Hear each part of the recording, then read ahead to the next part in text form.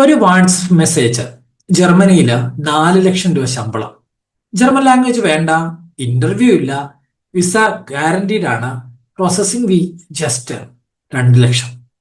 നിങ്ങൾ എന്ത് ചെയ്യും? പലരും വിശ്വസിക്കും, പക്ഷേ ഇങ്ങനെയാണ് ആയിരക്കണക്കിന് ഇന്ത്യക്കാർക്ക് ലക്ഷങ്ങൾ നഷ്ടപ്പെടുന്നത്. ഇന്ന് ഞാൻ ജർമ്മനിയിലെ ഏറ്റവും കോമൺ ജോബ് സ്കാം വിശദമായി പറയാൻ പോവുകയാണ്. ഈ വീഡിയോ കണ്ടു കഴിഞ്ഞാൽ നിങ്ങൾ ഈ തട്ടിപ്പുകളിൽ നിന്ന് രക്ഷപ്പെടും. നമസ്കാരം, ഞാൻ സജിൻ. സേഫ് ഹോം ജർമ്മനിയിലേക്ക് എല്ലാവർക്കും സ്വാഗതം. 2011 മുതൽ ജർമ്മനി സംബന്ധമായ കാര്യങ്ങൾ പ്രവർത്തിക്കുന്നതിനാൽ നൂറുകണക്കിന് ജെനുവിൻ കേസും സ്കാം കേസും ഞാൻ കണ്ടിട്ടുണ്ട്. ഇന്ന് ഞാൻ പറയാൻ പോകുന്ന കാര്യങ്ങൾ നിങ്ങൾ ജർമ്മനിയിലേക്ക് പോകുന്നതിന് മുമ്പ് നിർബന്ധമായി മനസ്സിലാക്കിയിരിക്കണം. ഞാൻ എപ്പോഴും പറയാറുള്ളത് പോലെ ലൈവ് കാണുന്നവര് ജർമ്മനിയിൽ ജോലി അന്വേഷിക്കുന്നവരാണെങ്കിൽ ജോബ് എന്ന് ദയവ് ചെയ്ത് കമന്റ് ചെയ്യുക. ഒന്നാമത്തെ സ്കാം, വലിയ salary offer. 5500 euro salary, no experience, no German, no interview. ഇത് കേൾക്കുമ്പോൾ തന്നെ നമുക്ക് സംശയം തോന്നണം. ജർമ്മനിയിൽ ജെനുവിൻ എംപ്ലോയർ കാൻഡിഡേറ്റ്സിന് ഒരിക്കലും ഇന്റർവ്യൂ ചെയ്യാതെ ഹയർ ചെയ്യുന്നത് വളരെ അപൂർവമാണ്. So if you are going through an interview, believe it, this is an official platform, this is an official procedure. ഒരു ഇന്റർവ്യൂ ഇല്ല എന്ന് പറഞ്ഞ് കൊണ്ടുപോകുമ്പോൾ ഞാൻ ആലോചിക്കുന്നു, ഇവരെയൊക്കെ എങ്ങോട്ടാണ് കൊണ്ടുപോകുന്നതെന്ന് ഞാൻ എപ്പോഴും ചിന്തിക്കാറുണ്ട്. പലപ്പോഴും കണ്ടിട്ട് ഹൗസ് ബിൽഡിങ്ങിന് പോലും ഇന്റർവ്യൂ ഇല്ലെന്നുള്ളത്. സോ ഞാൻ കഴിഞ്ഞ വർഷം ഓൾമോസ്റ്റ് 44 ഇന്റർവ്യൂ എനിക്ക് ടേക്ക് പാർട്ട് ചെയ്തിട്ടുണ്ട്. പലരും വ്യത്യസ്തമായ രീതിയിലാണ് ഹൗസ് ബിൽഡിങ്ങിനൊക്കെ ഇന്റർവ്യൂ ചെയ്യുന്നത്. ജോബ് ഇന്റർവ്യൂസും വ്യത്യസ്തമാണ്. അപ്പോൾ ഇതൊന്നുമില്ലാതെ നമ്മളെ കൊണ്ടുപോകുന്നത് എങ്ങോട്ടാണ്? ഇതിനുള്ള ഉത്തരം നിങ്ങൾ തന്നെ ഒന്ന് ആലോചിച്ചാൽ മതി, നിങ്ങൾക്ക് തന്നെ കിട്ടും.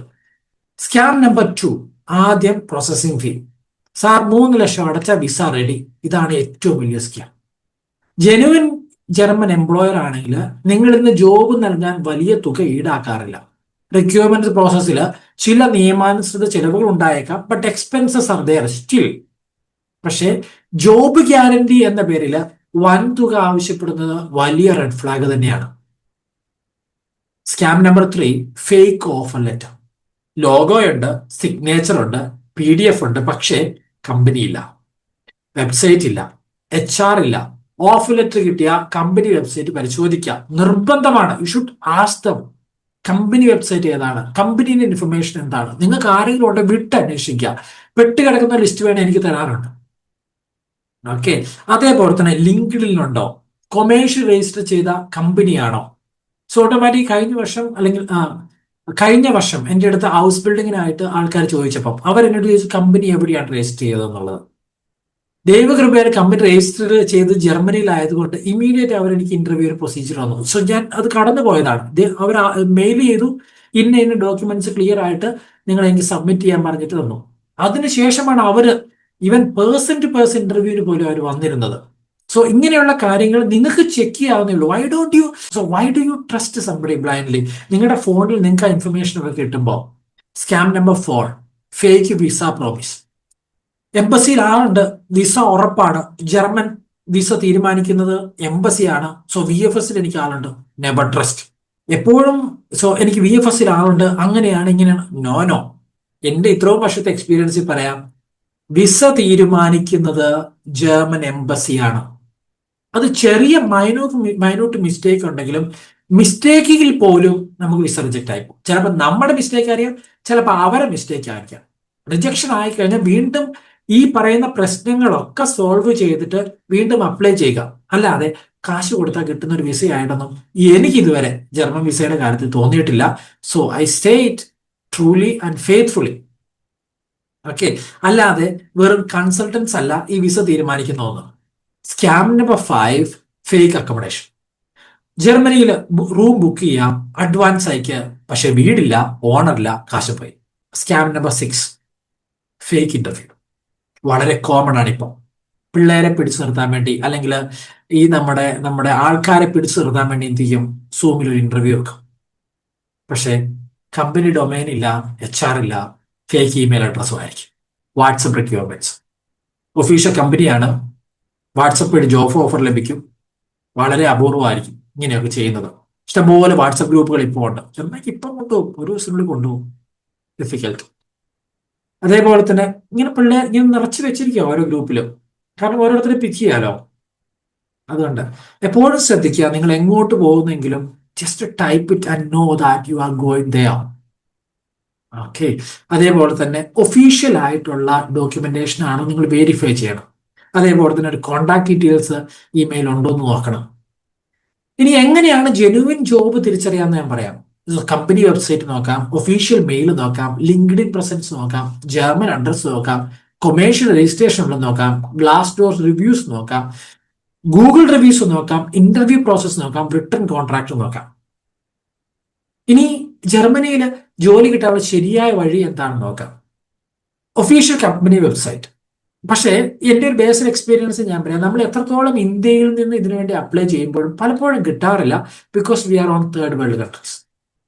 ഓക്കെ. പക്ഷേ അതിന് നമുക്ക് എപ്പോഴും മീഡിയേറ്റർ വേണം, ജെനുവിൻ മീഡിയേറ്റർ വേണം. അത് ജർമ്മൻകാരാണെങ്കിൽ വെൽ ആൻഡ് ഗുഡ്. കാരണം അവർക്ക് അവിടുത്തെ ഓരോ മൂല അറിയാം, അവർക്ക് അത് ഹാൻഡിൽ ചെയ്യേണ്ട ഇഷ്യൂ അറിയാം.